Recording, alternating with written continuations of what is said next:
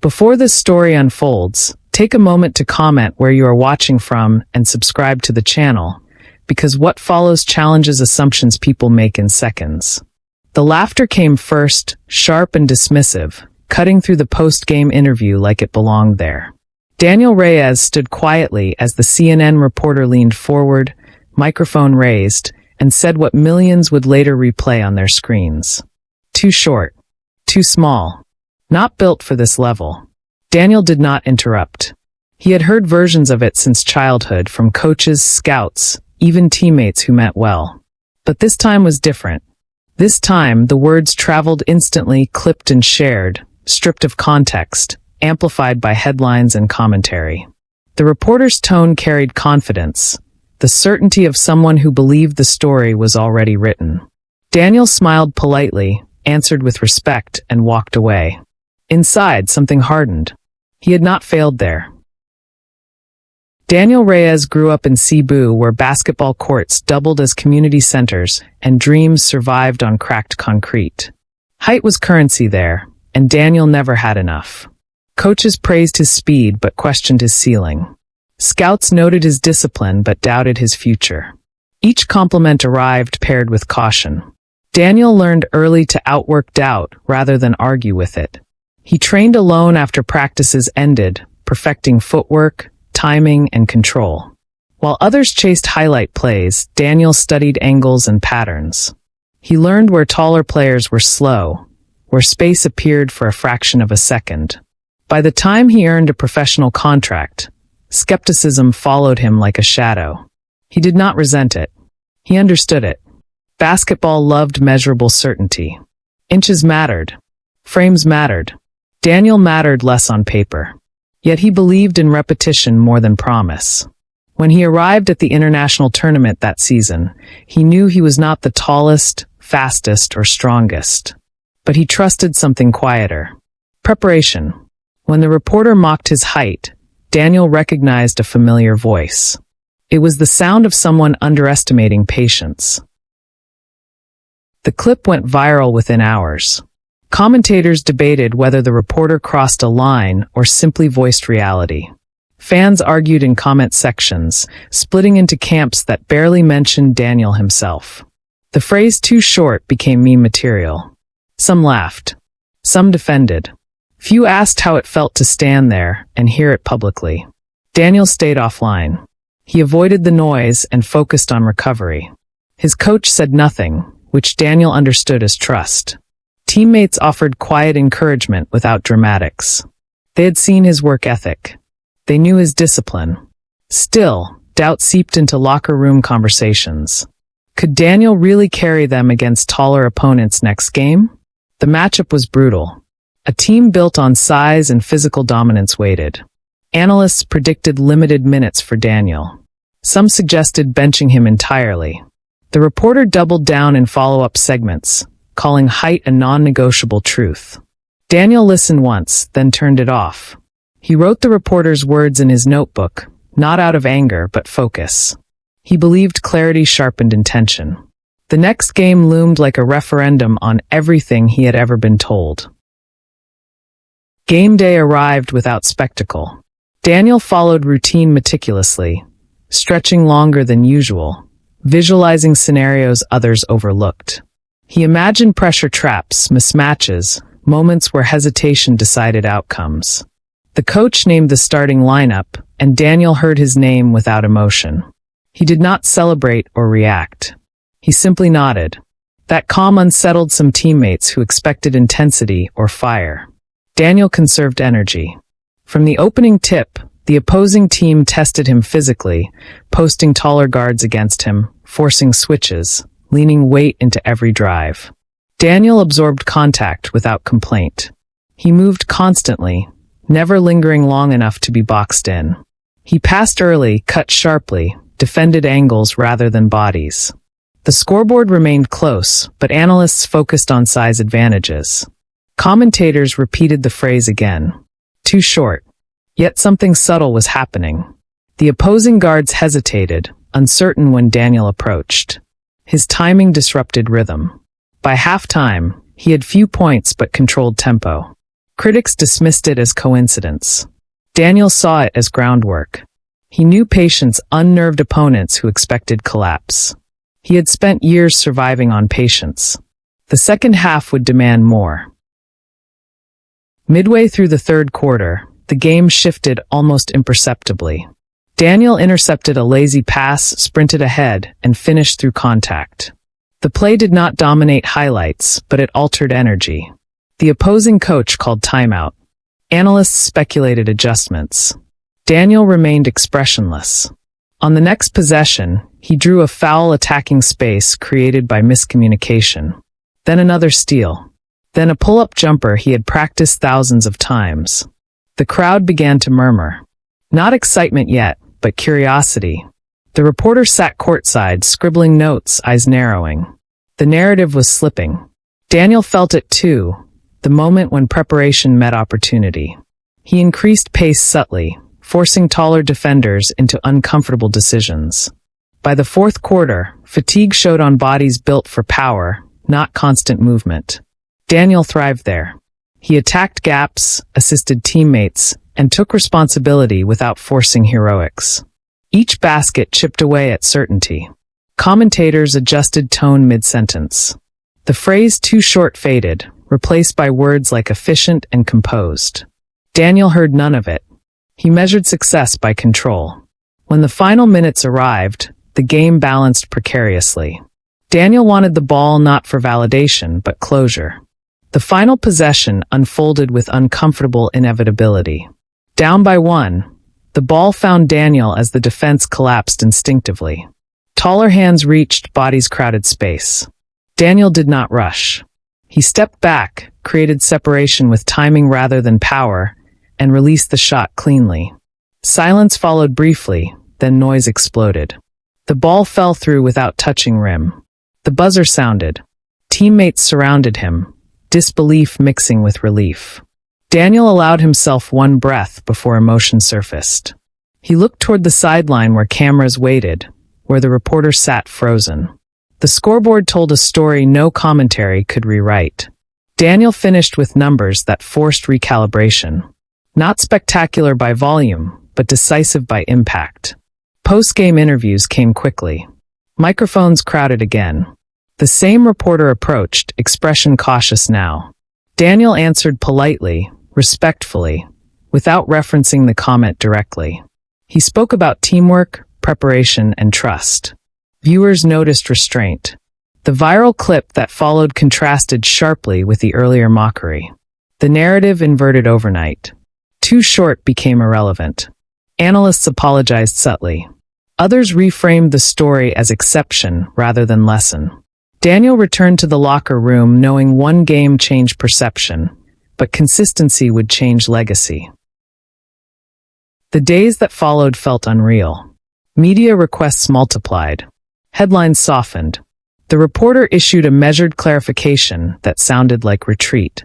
Daniel declined direct confrontation. He believed victory spoke clearly enough. His coach praised his composure, noting that many players chased revenge narratives. Daniel chased execution. Teammates treated him differently now, with heightened trust, sometimes deference. Daniel resisted hierarchy shifts. He reminded them that basketball punished ego quickly. Still, something fundamental had shifted. Scouts revisited reports. Analysts revisited assumptions. Height remained a factor, but no longer a verdict. Daniel's performance forced conversation about adaptability, intelligence, and discipline. He knew one game did not dismantle bias, but it cracked certainty. He returned to routine, studying film, identifying mistakes even in victory. He noted moments where taller defenders recovered, where passes came late. Growth mattered more than praise. The reporter attempted a follow-up interview days later, framing the story as inspiration. Daniel agreed but redirected focus. He spoke about preparation, not humiliation. He refused to become symbol or spectacle. That choice frustrated producers seeking drama. It satisfied Daniel. He wanted young players watching to see possibility without resentment. Basketball demanded humility. He intended to keep it. As the tournament progressed, opponents adjusted strategy. They pressed Daniel early, attempted to disrupt rhythm, forced physicality. He adapted, trusting teammates more, moving off ball, letting others shine. Analysts praised versatility. The earlier narrative receded into background noise. Yet Daniel remembered it clearly. He carried it quietly, not as fuel, but reminder. Doubt never disappeared, it waited. He understood success invited new expectations, harsher scrutiny. Every poor game would resurrect old critiques. He accepted that reality. During one tight match, Daniel struggled offensively. Missed shots piled up. Cameras lingered. Commentators wondered aloud if earlier success was anomaly. Daniel responded by focusing defense, creating opportunities through effort. They won narrowly. Post-game discussion acknowledged resilience. Daniel smiled faintly. He valued those wins more. The reporter's presence remained noticeable, less confident now, more careful. Daniel noticed but did not engage. He believed narratives lost power when denied attention. His teammates joked about the clip, about proving people wrong. Daniel listened without indulging. He knew many players burned out chasing validation. His goal remained simple. Play well. Prepare thoroughly. Respect the game. Let others revise opinions on their own time. Late in the tournament, Daniel faced the team considered unbeatable. Their guards towered over him, their system relentless. Pre-game analysis returned to familiar themes. Size mismatches. Physical dominance. This time, Daniel did not hear mockery. He heard caution. Expectations had shifted.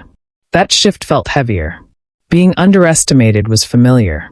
Being expected demanded more. Daniel approached the game with deliberate calm. He scored early to establish presence, then facilitated, drawing defenders into traps. The opposing coach adjusted, switching taller players onto him. Daniel responded by attacking space rather than bodies. The game remained close throughout. In the final minutes, Daniel missed a crucial shot. Gasps followed. He recovered immediately, forced a turnover, and assisted the winning basket. The team advanced. Commentators praised intangibles. Daniel felt satisfaction not from numbers, but impact.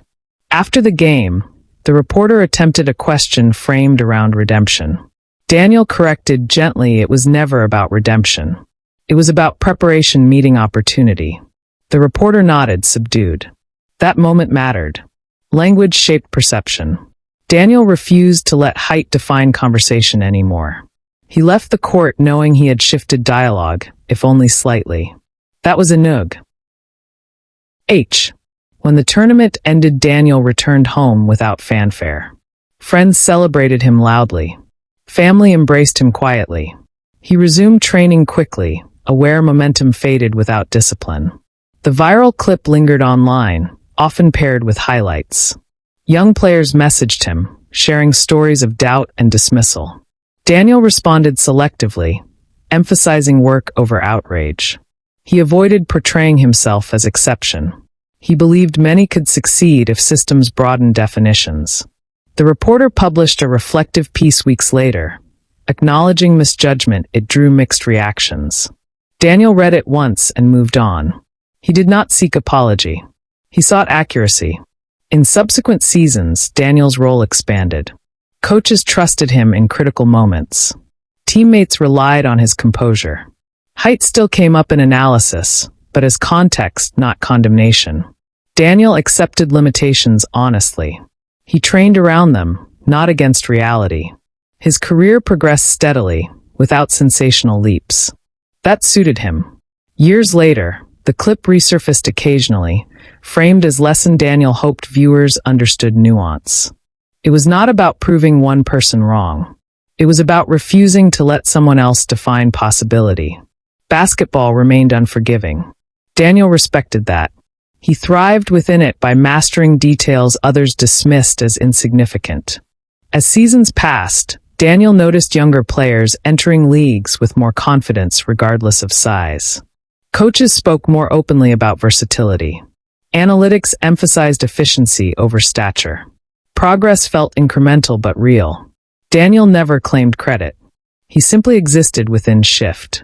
When asked about the reporter incident in later interviews, he answered briefly. Words carried weight. He preferred silence. Privately, he reflected on how easily narratives formed. One sentence, spoken casually, could shape perception for millions. That realization guided how he spoke about others. He avoided labels. He described actions. He believed responsibility accompanied visibility. The reporter eventually interviewed him years later, tone respectful, curiosity genuine. Daniel appreciated growth. They discussed preparation, adaptability, and humility. Height never came up. That omission mattered. Daniel left that interview satisfied. His career did not end with championships or records, but consistency. He became known as reliable, intelligent, composed. Those traits endured longer than headlines. The phrase "too short" faded into memory. Daniel remembered it only as a reminder of where he started, not where he ended. He continued playing until his body said stop. When that day arrived, he transitioned into mentorship quietly, passing forward what he had learned without dramatizing struggle. In retirement, Daniel watched games differently. He noticed overlooked players, subtle contributors, moments missed by highlights. He recognized himself in them. He spoke to teams occasionally, emphasizing patience and preparation. He avoided motivational cliches. He told stories about mistakes, about games where effort failed. He believed honesty built resilience. The reporter incident became footnote in these talks, mentioned only when asked. Daniel framed it as lesson in listening, not revenge. He wanted players to understand that external voices rarely held full truth. Internal discipline mattered more. When he walked into gyms now, young players recognized him not for viral clips, but longevity. That pleased him. Longevity implied respect earned daily. Basketball culture continued evolving. Size still mattered, but intelligence gained ground. Daniel felt content witnessing that. He never sought to rewrite history, only to participate fully. Occasionally, he replayed the final shot from that game. Not for pride, but clarity. It reminded him that preparation met opportunity unpredictably. He had been ready. That readiness defined him more than any label. When asked if he proved the reporter wrong, Daniel smiled gently. He said the game proved preparation worked. Everything else was noise. Daniel's story circulated quietly among coaches who valued nuance. They used it to challenge assumptions without preaching. Height charts remained on walls, but next to them appeared notes about decision-making and effort. Change did not arrive dramatically. It seeped. Daniel believed that was how lasting shifts occurred. Loud revolutions burned out. Quiet adjustments endured. When he encountered the reporter again years later at an unrelated event, they exchanged nods. No tensión lingers. Time softened edges. Daniel appreciated that growth happened on both sides. He never resented the comment. It had been product of system, not malice. That understanding freed him from bitterness. He focused on what he controlled. Young players often asked how to respond to doubt. Daniel answered simply, prepare thoroughly. Let results speak.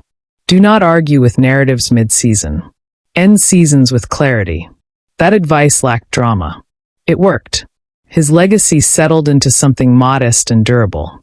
He was remembered as a player who maximized potential. That mattered more than proving someone wrong once. The next game had mattered, yes. But the games after mattered more. Daniel measured success by consistency across years, not moments. That perspective sustained him long after cameras turned away. In quiet moments, Daniel reflected on how easily his career could have ended differently. One injury, one lost opportunity, one missed shot. He respected fragility of success. That awareness shaped gratitude. He remained disciplined even when recognition faded. He believed professionalism was habit, not performance. When he coached youth teams occasionally, he watched for effort rather than size. He encouraged smaller players without promising futures. He taught them fundamentals relentlessly. Some advanced. Many did not. All learned something. Daniel valued that. Basketball, he believed, was teacher first, platform second. The reporter incident resurfaced occasionally in documentaries, framed dramatically.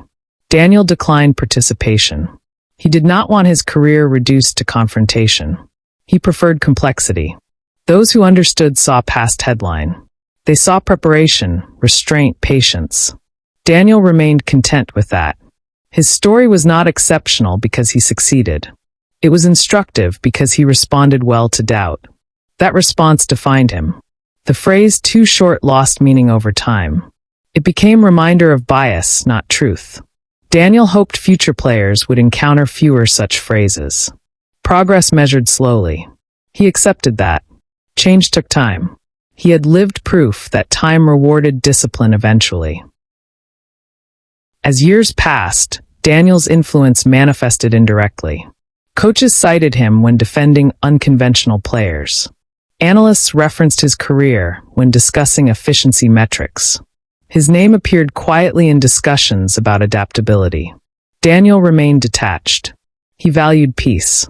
When he watched games with friends, he avoided commentary, focusing on movement and spacing. He appreciated beauty of execution. The sport evolved technologically, but fundamentals remained. Daniel smiled at that continuity. The reporter's early comment felt distant now, almost irrelevant. Daniel did not forget, but he no longer carried it. Memory without weight. That balance mattered. He believed growth required release. When asked what he would say to the reporter now, Daniel answered honestly. He would say nothing. The game had spoken. Careers had unfolded. Perspective had matured. Silence sufficed. Daniel continued mentoring selectively, sharing experience without framing it as triumph. He believed humility preserved credibility. His story traveled quietly, passed through conversations rather than headlines. That suited him. He had never wanted spotlight. He wanted court time. He wanted opportunity. He had taken it. The rest was interpretation. Daniel let others interpret freely. His work was done. Daniel's life after basketball emphasized balance. He trained moderately, read extensively, and stayed connected to community. He believed athletes needed identity beyond sport. His journey taught him how quickly narratives shifted. He refused to anchor self-worth to applause. When youth leagues invited him to speak, he emphasized adaptability.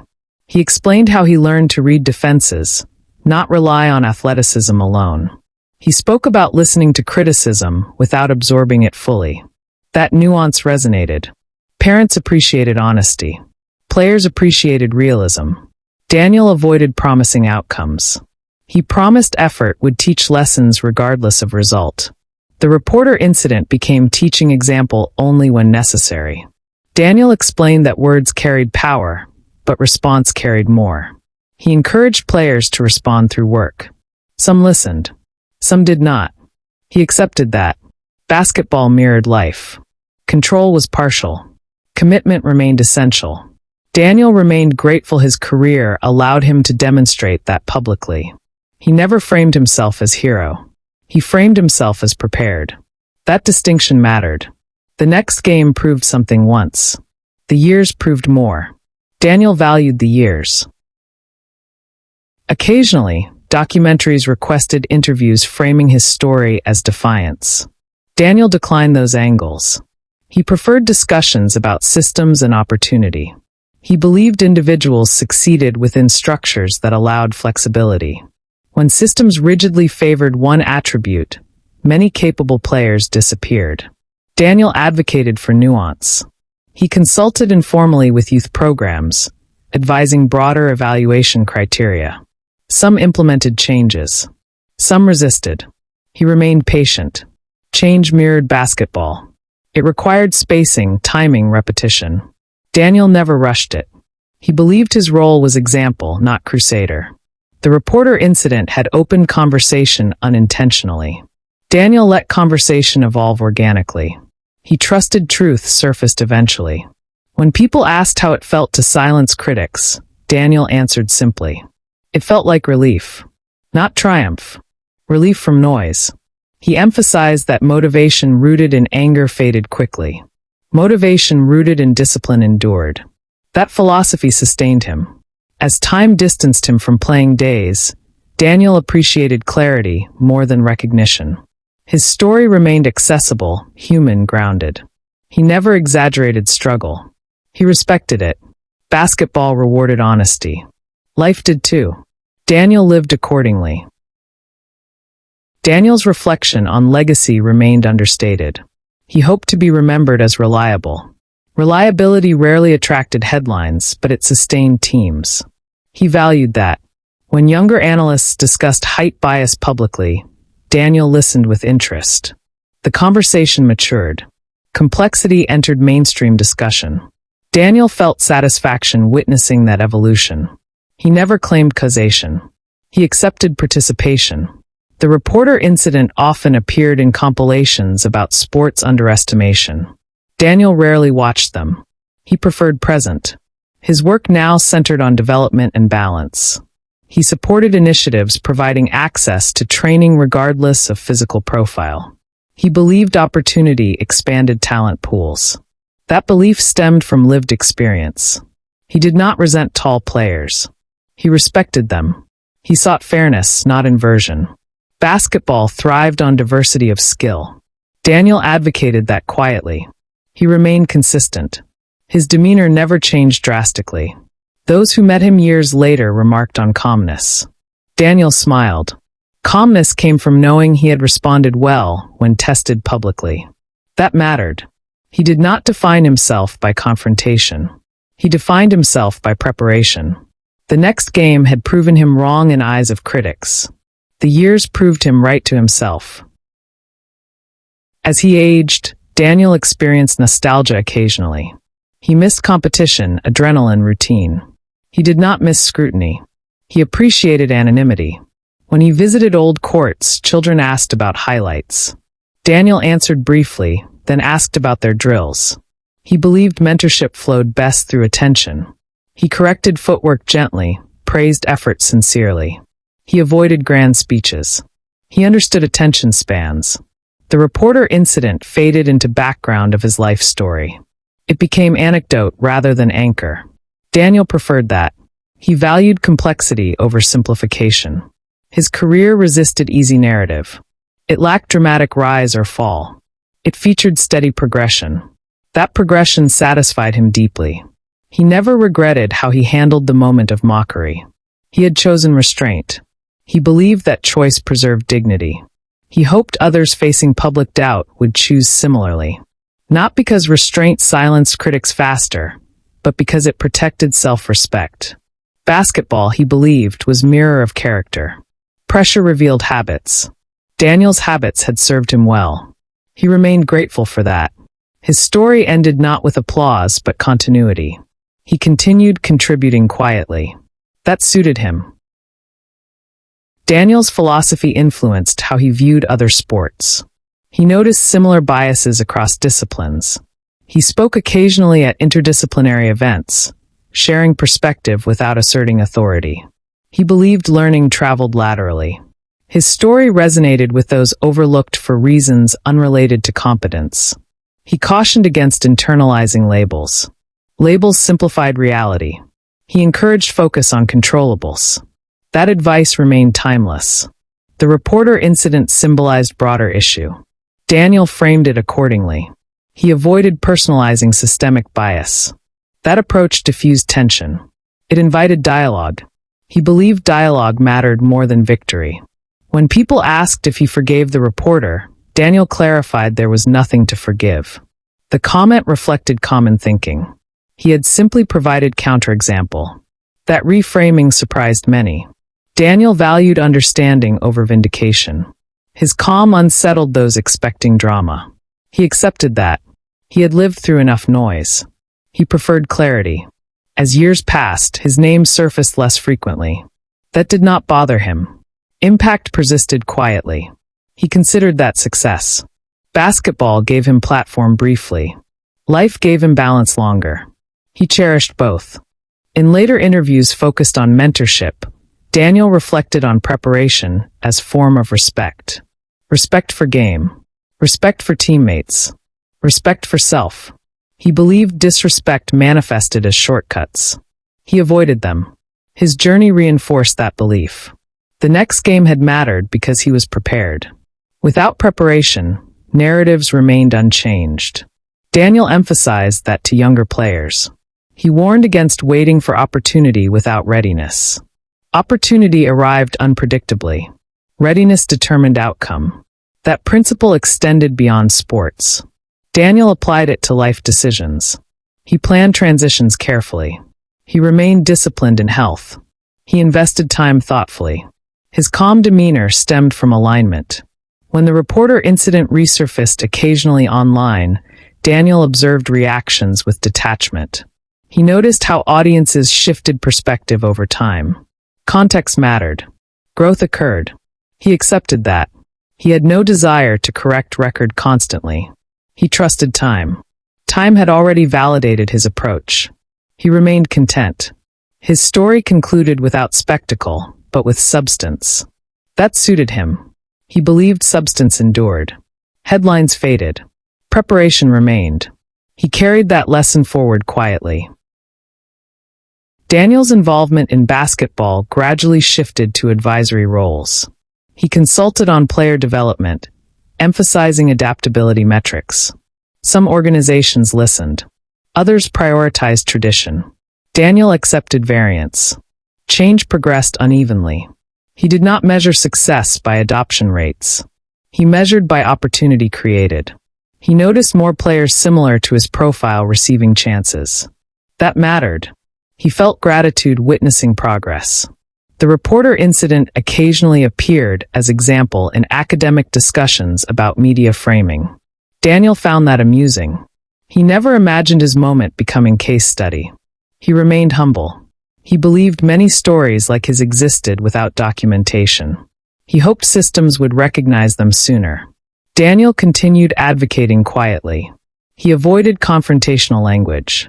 He believed persuasion worked best through evidence. His career provided that. He shared data, examples, patterns. He respected tradition while questioning absolutes. That balance earned credibility. Daniel remained calm, measured, patient. Those traits defined him. The phrase "too short" lost potency. It became a reminder of outdated thinking. Daniel appreciated that transformation. He had participated indirectly. That was enough. When Daniel occasionally spoke with media students, he emphasized responsibility accompanying commentary. He explained how words framed perception.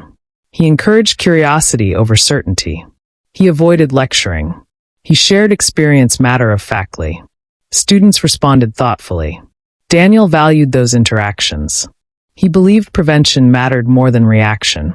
If future reporters questioned assumptions, fewer players would face unnecessary doubt. That hope motivated him quietly. He understood progress was gradual. He accepted that. His demeanor remained unchanged. Calm, thoughtful, composed. He valued consistency. His story taught him that consistency mattered more than intensity.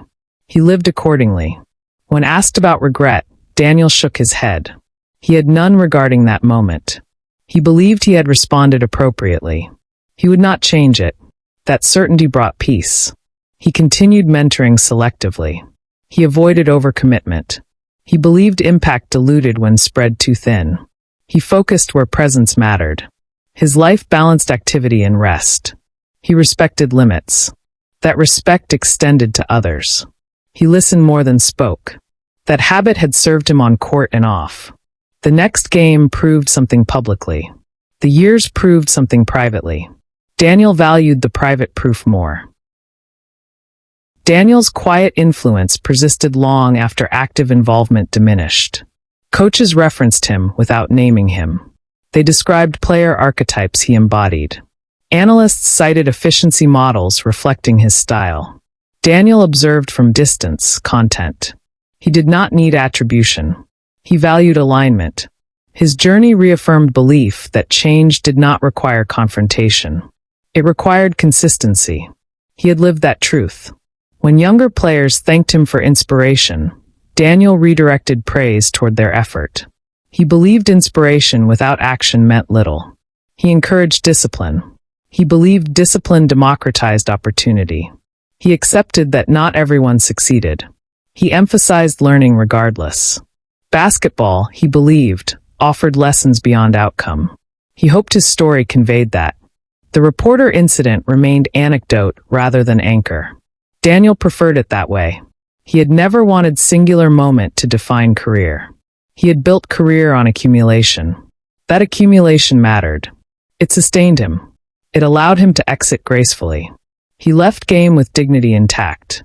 He believed that mattered. As time progressed, he enjoyed anonymity more. He watched games as fan. He appreciated skill. He smiled when smaller players thrived. He recognized progress. That recognition satisfied him deeply. Daniel's reflections often returned to that interview moment. Not with anger, but curiosity. He wondered how many similar comments went unnoticed. He hoped awareness reduced frequency. He understood media thrived on simplicity. He advocated nuance. He believed nuance strengthened credibility. His conversations with aspiring journalists reflected that belief. He encouraged listening. He encouraged humility. He emphasized that certainty without evidence harmed integrity. Students appreciated honesty. Daniel valued those exchanges. He believed influence multiplied quietly. His approach remained unchanged. He lived simply. He trained moderately. He mentored selectively. He reflected often. His calm presence remained consistent. Those who met him remarked on groundedness. Daniel attributed that to discipline. Discipline freed mental space. He had learned that early. It had carried him through doubt. It had guided his response publicly. It continued guiding him privately. He remained grateful. He never sought to rewrite his story. He accepted it fully. The next game had mattered. The next years mattered more. Daniel rested in that truth comfortably. Daniel's legacy within basketball circles settled into respect rather than reverence. He valued that. Reverence distorted reality. Respect reflected understanding. His story circulated quietly among those who valued substance. He accepted that. He believed flashy narratives overshadowed important lessons. He avoided them. His journey offered alternative perspective. He shared it without embellishment. He trusted listeners to extract meaning. That trust mirrored his approach on court. He trusted teammates. He trusted preparation. He trusted time. Those trusts had served him well. The reporter incident no longer stirred emotion. It existed as historical reference. Daniel appreciated that distance. He believed closure occurred when emotion faded. He had reached that point. He continued contributing where useful. He declined roles misaligned with values. He valued authenticity. That authenticity attracted like-minded collaborators. He engaged selectively. His life balanced purpose and peace. He remained grateful for basketball's lessons. He believed those lessons extended beyond sport. They shaped character. They shaped response. Daniel embodied that. He remained content. As Daniel aged further, he found joy in simplicity. He attended local games, supported youth initiatives, and stayed connected to roots. He believed grounding prevented ego. His early experiences had taught humility. He preserved it intentionally. When he occasionally encountered fans who recognized him, he greeted them warmly. He appreciated their support. He did not dwell on past. He asked about their interests. He believed connection mattered more than nostalgia. His story became shared memory rather than personal possession. That felt appropriate. He had lived it. Others could interpret it. He remained open. The reporter incident occasionally resurfaced in online discussions. Daniel rarely engaged. He believed discourse evolved without his participation. He trusted that. He had responded when it mattered. He had moved on. That movement mattered. He hoped others facing public doubt would find similar resolution. Not by winning argument, but by living well. Daniel's life exemplified that. He did not chase vindication. He cultivated consistency. That cultivation defined him. He felt peace. That peace mattered more than applause. Daniel's understanding of success matured over time. He measured it by alignment rather than achievement. His career aligned with values. His response aligned with character. That alignment sustained him. He believed misalignment caused distress. He avoided it. He counseled others similarly. He encouraged introspection. He valued honesty. He remained calm. Those traits defined him. The reporter incident had tested them publicly. He had passed quietly. He remained grateful for that. He did not seek retelling. He accepted that others would retell it differently. He trusted truth emerged through patterns, not proclamations. His pattern reflected discipline. He had maintained it. That sufficed. He watched basketball evolve further. He smiled at versatility celebrated. He believed progress continued. He felt content contributing indirectly. His story remained human, imperfect, instructive. He valued that. He never claimed greatness. He claimed preparation. That claim held. He remained satisfied. In conversations about life beyond basketball, Daniel emphasized adaptability. He believed adaptability ensured relevance. He practiced it. He adjusted to changing roles. He accepted transitions gracefully. His calm presence reflected acceptance. He believed resisting change caused friction. He embraced it. The reporter incident symbolized resistance meeting reality. Daniel had embodied reality. He had not forced confrontation. He had allowed outcome to speak. That approach influenced his worldview. He trusted process. He believed patience rewarded those prepared. His life validated that belief. He remained grateful. He did not romanticize struggle. He respected it. He did not seek pity. He sought fairness. He contributed quietly. His story remained accessible. He hoped it helped others navigate doubt. He valued that. He concluded that the next game proved something publicly, but life proved something privately. He rested in that distinction. Daniel's story ended without spectacle. It continued quietly through influence, mentorship, and example. He never framed himself as victim or hero. He framed himself as prepared. That framing sustained him. The reporter's words once echoed loudly. They faded. Preparation endured. Daniel believed that truth extended beyond basketball. Institutions changed slowly. Bias persisted quietly. Individuals responded daily. Daniel had responded well when tested. That mattered. His legacy remained modest and durable. He valued that. He lived peacefully. He remained grateful. He believed the game rewarded honesty eventually. His career reflected that. He never needed to say more.